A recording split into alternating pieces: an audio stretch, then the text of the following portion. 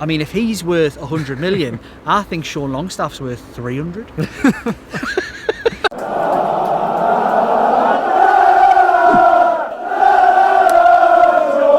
Right, it's your Geordie Journos at St James's Park. We're going to try and record out here tonight, but there is a guy with a leaf blower. There isn't many leaves, I'll be honest, at St James's Park, but he sees fit to clear the pitch of them. So if it does fire up, or we have to move positions, you'll know why we're suddenly inside the bowels of St James's Park, because of the bloke with a leaf blower blowing it. Right, that was better, wasn't it? Much better. Yeah. Much better. Saw a lot of changes from Eddie Howe, brave changes in some ways, and it got results. Yeah. Newcastle from the start were the better team. They had a semblance of identity. He's lost his leaf blower. Dan!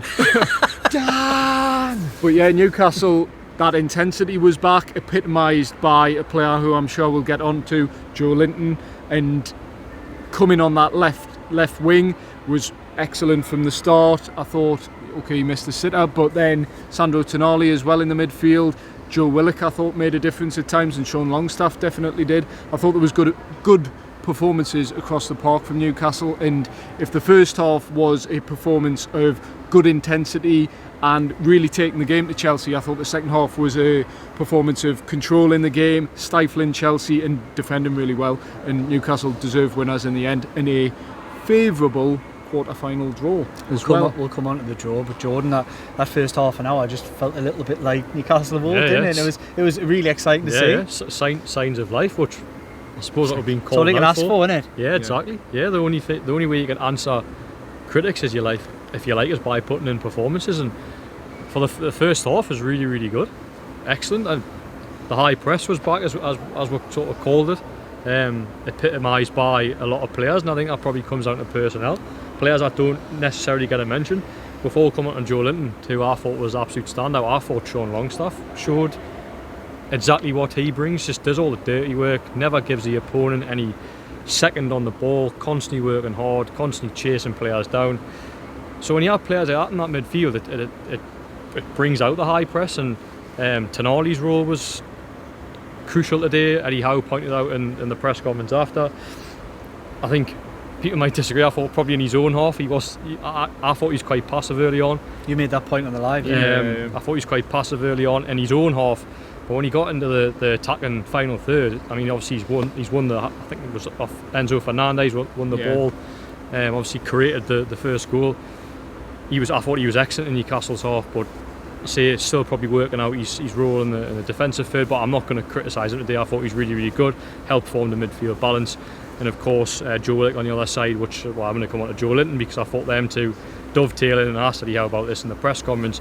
That was Newcastle United key ingredient, I thought, or the secret of success in the final part of the last stages, or the second half, whatever, of the season to finish in the Champions League. It was those two dovetailing, causing absolute havoc down the left hand side, and I thought we're seeing signs of that today.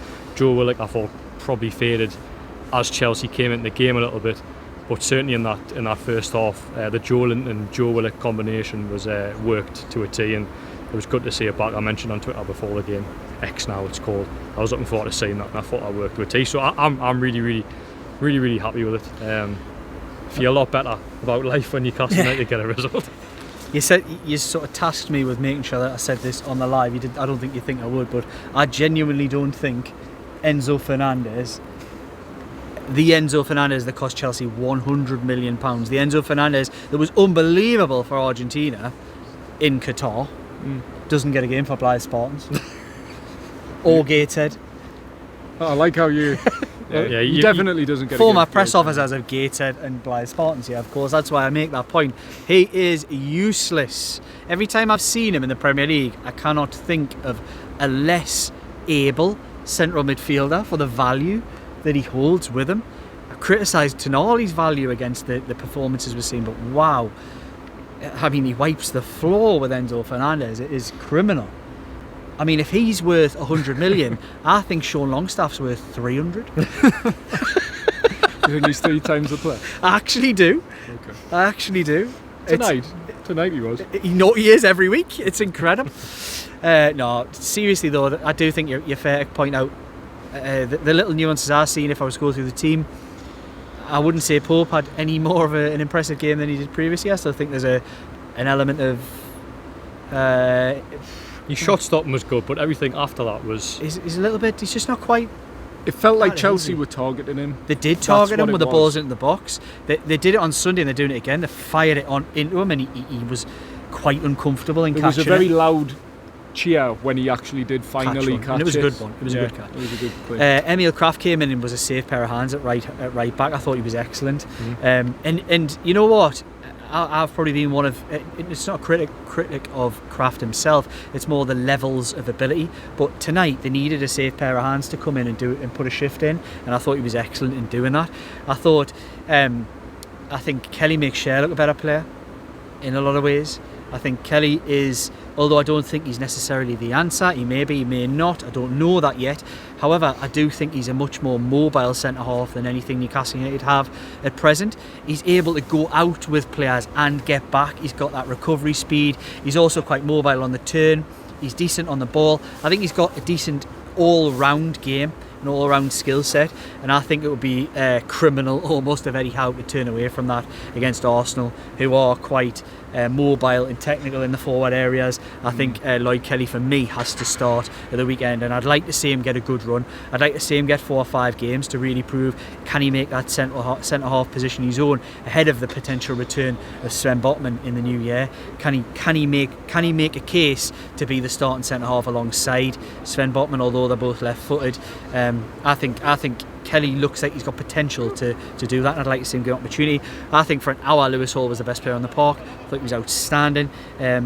You mentioned it, it's almost fatigue that comes into his game, into the second half. Of the mind and the legs. Yes, sometimes. and he makes mistakes. Yeah. So, but I think that'll come as the older he gets, the stronger he gets, the fitter he gets. He grows into his frame, into his body, and gets fitter. I think he's only going one way, to be honest. The midfield itself,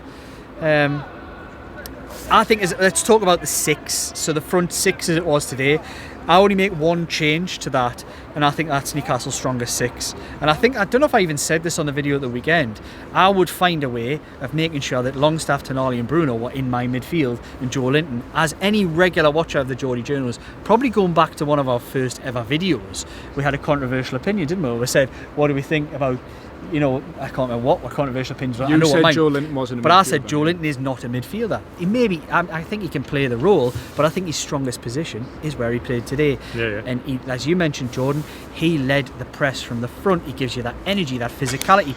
And when he makes errors with the ball, which are possible, it's not as costly because he's 25, 30 yards further up the park. And it doesn't suddenly mean that players are flooding through on the back 4, which can happen when he's much deeper. So I think JOELINTON almost it's a bit safety first playing him out there, but I think he can also affect the game. He should have got a goal today, but I thought he did his usual at the back post, which he does once every few weeks, where he misses an absolute sitter. However, it didn't make any difference, and that was big for me. Anthony Gordon. This is the sad bit about it, is you lose so much of Anthony Gordon when you take him from left to right, and it's balancing that up. I think that's Eddie Howe's biggest problem at the moment. My midfield 3 would be Sean Longstaff, who I think off the ball is Newcastle United's best midfielder by some distance. I'm not like that. Off the ball is Newcastle's best midfielder by some distance. I don't even think it's close, genuinely. Bruno plays. He showed with his experience today when he comes on how to run a game. And Tonali would play the JOELINTON role in that 3 for me. I still don't think he's a sitter. I think there's a lot of talk about what really is he, and I still don't think we necessarily know. I think he did a good job being the central midfielder in the 3, but Eddie Howe doesn't play with a sitter anyway. He effectively plays with three blokes who are going to be who all want to be 8s. Yeah. And Tonali kind of fits that bill, but I would be tempted to leave Bruno in the middle and play Tonali left. However, we'll see how it goes. Isak, I talked about on the live, it felt like it should have been a confidence boost on Sunday, him getting the goal, but it was anything but, given the performance that he had outside of that.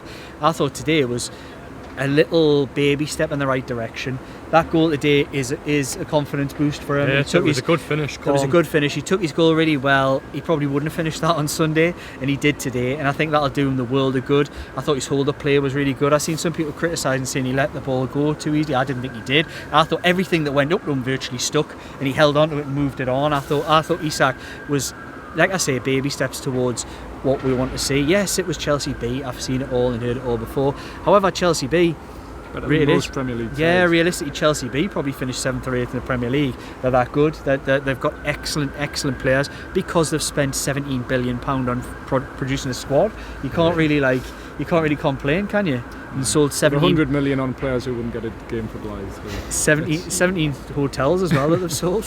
They would not get their money back on Enzo Fernandez though. No. Especially not if he went to Blythe. Blythe need a couple of players like Irfan, would he sign him? It's not good. No, it's not good, Irfan. Right. Anybody who knows that's the Blythe, well, is still the Blythe owner. Irfan out. Right. Use your platform. Yeah, you got to use your platform for these things. I'm staying. Why? For now. Okay. Irfan out. Gator, they're alright, aren't they? Aye, they're son. Yeah. Go on, man. We're not Magni out. No. No. Ex-Chelsea. But let's get back to the game. Good link, that Dom. You've done this before. You've been in this game a while, I can tell. Right. No. So we'll come out the draw. It could, like, realistically, look. There's no easy draws when you get to any point of this competition, but all you wanted was a home draw, really, wasn't it? Yeah. And Newcastle have got that, and it's against a team that on paper Newcastle United should beat. Mirrors the Leicester quarter-final last year. Feels similar, doesn't it? It does, aye. At home as well. Anyone at home, quite happy you've avoided the big guns, if you like. Yeah. But anyone at home I would have fancied you, as they showed that tonight. I mean, I said after Chelsea, as much as we criticise Newcastle after Chelsea, I think we all in agreement that we weren't shocked if that had turned up here and got a result. No. Because they're capable of doing that. So I would have took anyone, but Brentford on paper is probably bar Crystal Palace at home. It's probably the easiest. It's one of the easier ones. Yeah. Southampton as well, sorry. Eddie Howe's almost, when you think about it, the 3 full seasons that he's had, they've shown a bit of pedigree in this competition. This is the 3rd time on the bounce that they've actually reached the quarterfinals. And first time in the history. Is it? First time in the history they've ever got this? 3 consecutive quarterfinals in the Carabao Cup or the League Cup. Oh, it's not much history to it. I mean, in terms of Newcastle. Yeah, no, Newcastle have been rubbish in the Carabao Cup, League Cup, whatever it was. Milk Cup, Worthington's Cup. Was it the Carling Cup? Was it? Was it? Capital One Cup. Was it? Yeah, I'm just rattling. Was that one the Mackhams got there?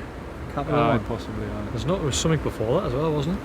I'm saying Worthington's, man. Worthington's Cup. Carling Cup. Carling Cup. That's the classic. That's me growing up. Carling Cup. Newcastle got nowhere in any of those various forms. They got Chelsea here at the quarter-final once. Didier Drogba scored a free kick at the Gallagher. Yeah. Memories, that's stuck in my childhood. Brentford have knocked Newcastle out of the Carabao Cup. Man. Quarter-finals. Was it? Steve Bruce. Aye. Went down there thinking it would be easy and they got beat 2-0. Aye. Behind closed doors. Shocker. What are you doing? Revenge. What are you doing that for? No, this is Newcastle's opportunity You put me on a dampener. This is Newcastle's opportunity to get Carabao Cup revenge on Brentford at the quarter-final stage. For Steve Bruce. What other motivation do you need in life than to get revenge from a quarter-final 4 or 5 years ago? Do it for Brucey. Do it for him. He's going through a tough time at the minute. Maybe we shouldn't joke about it. No, I shouldn't. I was joking about his performance as a manager. No, of course. Shout out. Right. Where we're going now? Well, I think tonight does give Eddie Howe pose a lot of questions for Eddie Howe for the Arsenal game in terms of his selection, because you've now got JOELINTON put in one of the best performances we've seen this season on the left wing, but then you're losing one of your most effective players, or in Anthony Gordon, having to maybe go out on the right hand side, and then your midfield, new questions are being asked there, and also defence. Do you play Lloyd Kelly or Dan Burn? And I know you've said it would be criminal to drop Lloyd Kelly out the team, but Dan Burn, Eddie Howe has historically shown that loyalty to him. So I think there's a lot of questions for Eddie Howe. And even at right back, is it going to be Tino Livramento, who has that athleticism to bomb on and get forward, or Emil Kraft, who I said before the game, based on form and what we've seen from Tino Livramento and Emil Kraft isn't a massive downgrade, or as big a downgrade as people think, on Tino Livramento right now playing in their current form, because Emil Kraft is that safe pair of hands and can defend. So we're in agreement here. I'll propose what I would play on Saturday. I would go Bruno for Willock, and that will be purely it. I wouldn't change anything else. But I think that's a big one because the point Jordan raised to Eddie Howe, where that dovetailing between Joe Linton and Joe Willock makes each player more effective. Do you think Joe Linton could do a shift on the right? Well, he was there for about I wondered if 5 he'd try. minutes. I wondered if he'd try him a bit more. I thought when I see the team today, I thought, ooh, I wonder if he's going to use today to say like, these are my best 6 front players, apart from Bruno, obviously comes in who got rested quite clearly today. That's my best players. How can I make this work? You also have to look at Arsenal's right-hand side and left-hand side, and which players will be out there. Well, you've got Saka on the right and then Martinelli on the two. Oh, I thought you mean him going back. I'm thinking attacking them, man. Never mind. No, I'm thinking. Caliafiori plays left back, doesn't he? And who plays right back? Ben White's been playing right back. Caliafiori's injured though, isn't he? Is he? Well researched. I'm just guessing. No, I'm sure he's injured, but I might be wrong. Anyway. Oh well. Yeah. So Saka and Martinelli. Martinelli's had a decent season, hasn't he? Saka's always. Dan Burns kept him quiet once, but you wouldn't. Tino's best different class to he's craft, there's but levels at the to moment, it. I'm just talking about he's not really played very well this season. Defensively, he's been. I thought he came on and did a job today. He got in some good positions going forward. I just think defensively, and we saw at Chelsea on Sunday that there are lapses to his game and areas to improve. And I think Emil Kraft is. I'm not trying to advocate Emil Kraft is further up in the pecking order. I'm just saying, from an Eddie Howe perspective, in an important game, Emil Kraft is just a more reliable. He might give you a 6 out of 10. What you said facilitates just a more solid defensive display. Actually, like I say, I would only bring Bruno in for Willock.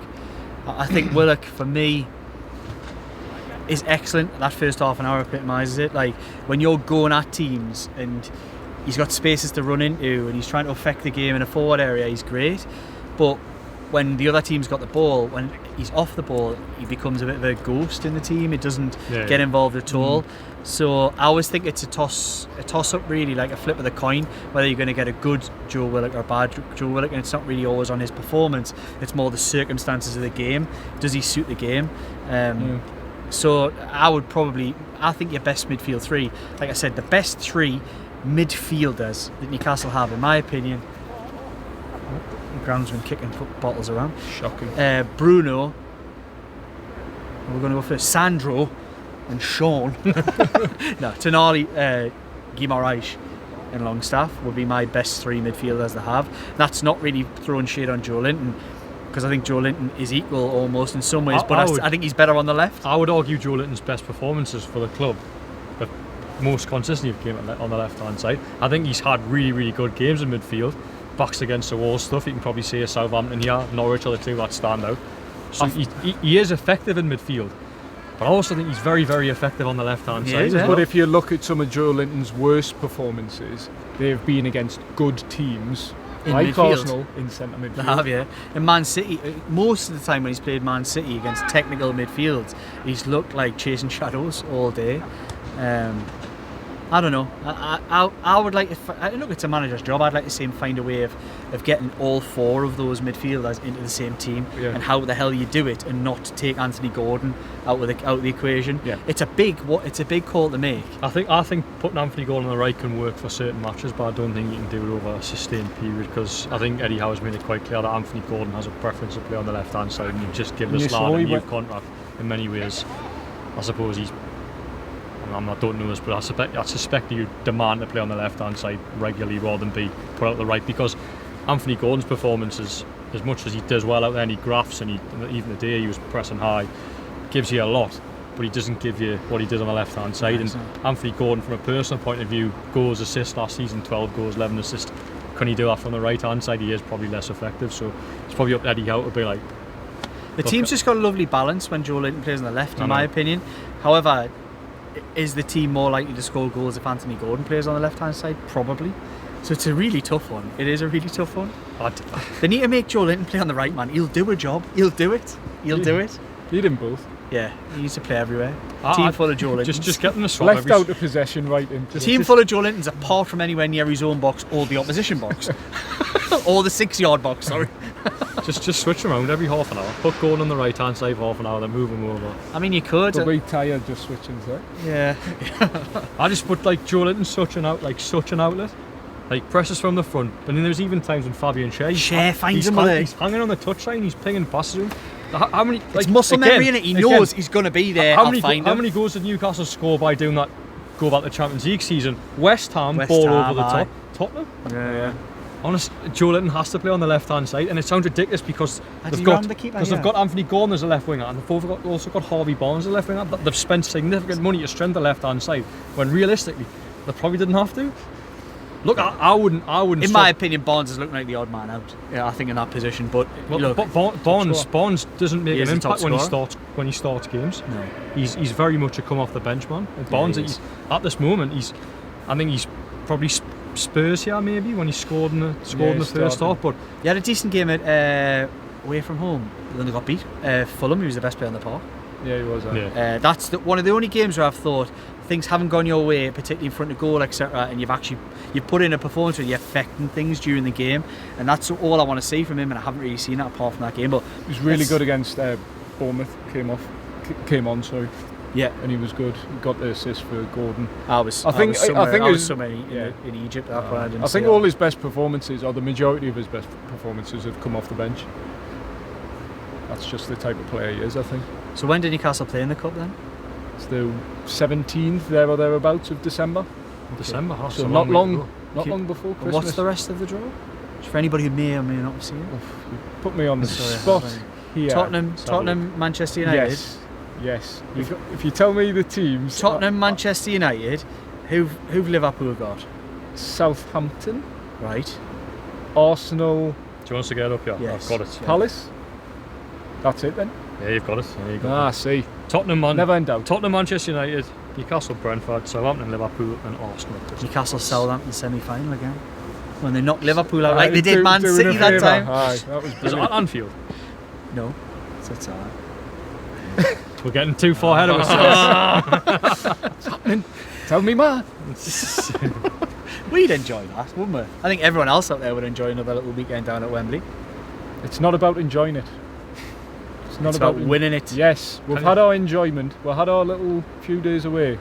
It's not about that anymore. How do you feel about the prospect of Newcastle getting to the final of the Carabao Cup and doing crap in the Premier League? I would take a 16th place finish in a League Cup win. I would honestly snap your hands off now. No, you would. Yeah, and I'm not going to say it would be pretty, and it would be pretty grim. And I think there would be moments where we'd be calling the manager in question quite a lot. Especially if they finish 16th, having won the cup in February, it would be a grim end to the season. However, I would snap your bloody hands off for it right now. Okay. They should have won it last time against that absolute numpty who just got the sack at Man United. That's a blow. Cannot believe he lost to him. I know they gifted them. Newcastle United gifted Manchester United a trophy. It makes me sick thinking about it. Yeah, I mean, he won 2 trophies. But that final deserved to win the one. They were brilliant. There was a masterclass against Manchester. They weren't against us. No. We give them a game. I think Newcastle went into it probably the worst period of the season at the time. Yeah. It fell off a little bit. I think it's all connected though. I think it's a mentality thing. Well, it was. You don't win things, you get into that mentality. They need something to go for them in a final. Well, they need something to go for them in a quarter-final. Hey, well, let's not talk. Somebody in the comments said that. Stop talking about winning trophies. Stop talking about punching in Europe, man. Win a relegation battle. Why not? This was such a big night for the season, though. Now we've got a big game in December to look forward to. If Newcastle had lost tonight, well, people would have seen our video on Sunday, which was negative. It raised questions, Eddie Howe, which by no means have gone. Yeah, that's all by fair. no means have gone away. It is a step in the right direction tonight, but Newcastle are hanging on to this sort of run in the cup. It's something to look forward to. Funny you say that, because what it does is, even if they then continue in a poor run in the league, because this is there in the distance, it's going to keep things. It was like the FA Cup going. last season, keeps it going, and that's a good thing. We all want that, actually. No matter what's happening in the league, they're going to keep pinning on the hopes of doing something in this competition, but it puts the significance of this competition right up there at the top, because if you then slip up at home against the Brentford, then you're on the cooker. But the knives are out. The knives are warm. We spoke about it during the game. Inside joke. But yeah, if you're looking at the 8 teams left in the Carabao Cup, and this is no slight on the other teams, it means the most to Newcastle, I'd say. Because you said Chelsea tonight, that Cole Palmer's warming up, half bothered, doesn't even get on the pitch. Does it really mean that much to Chelsea? We saw Man City last year, Erling Haaland warming up on the bench, didn't get on when they're chasing the game. It means more to Newcastle. More is hinging on Newcastle. They need this maybe to get into Europe, but just to end that cup run. Chelsea don't need cups, they need Champions League football. Man City need to win Premier Leagues. Like, obviously you want cups, you want success, but I think it means more to Newcastle and the teams and the likes of Brentford. But Newcastle, if they want to continue on this trajectory they've been on the past few years, they need to be really asking serious questions in these competitions. It's the sprinkles on top for a team like Chelsea. It's Cup, the meat and potatoes for Newcastle United. Meat and potato. Meat and potato sounds like it's going back to Burnley. Got Burnley. Silly. Why do we go silly, man? Well, we've done 26 minutes. It was 50 odd minutes for the live. We've got so many more videos coming this week, haven't we? We've got so many. Yeah, Friday. 2. Yeah, Friday you'll be doing your. Are you there? You're not even. Are you part-time these days? I'm more full-time than you. I kind of doing a lot solo by myself like last. No, I'll help Jordan. I've given me word. What are you doing Friday? On my day off, I'm on holiday. Oh, I'm on holiday too. I'm meeting up with Jordan, so come on. Well, I'll meet up on Friday. Let us know in the comments if you want Liam to. Anyone wants a solo effort from me? I'll have to bring my kids along though. Again. There's a park. There's a park. Yeah. Stick them in Benton Quarry Park. I'm just going to go and film a video. I've never done that before. Hey, it was our best video ever. It was, yeah. That was Paul Mitchell reaction, wasn't it? Yeah. Right. Well, we will jump on if there's anything else we need to react to. But of course, these two guys, definitely him, maybe him, will be around on Friday. We haven't done the T's and C's. Do you want to do that, Don? Yes. Every Geordie Journos video is sponsored by 4 Rivers Financial Planning for all of your holistic financial needs. Of course, please remember to like, comment, share, subscribe, ring the bell for all your latest Geordie Journos content. As Liam said, myself and Jordan, I'll put my word to it, will be discussing Eddie Howe's press conference, which I won't be at, but I'll be able to ask you about, and we'll look ahead to Arsenal. So Saturday morning we'll be doing Arsenal here with you guys. Join in. We'll be doing a live straight after the game. Saturday morning. Saturday. Feels like it. Early kick. You get the big Saturday breakfast. morning. It's Saturday morning for us, isn't it? You get the big breakfast in the press room with us. Be a Saturday morning start, but Saturday afternoon, early afternoon, the first kick-off of the Saturday schedule, and we'll do it live after the game. And then of course we'll have a bigger video which should be up on Saturday afternoon for you to wonder over what we've been talking about, and hopefully another Newcastle United 3 points here at St James's Park. Could be.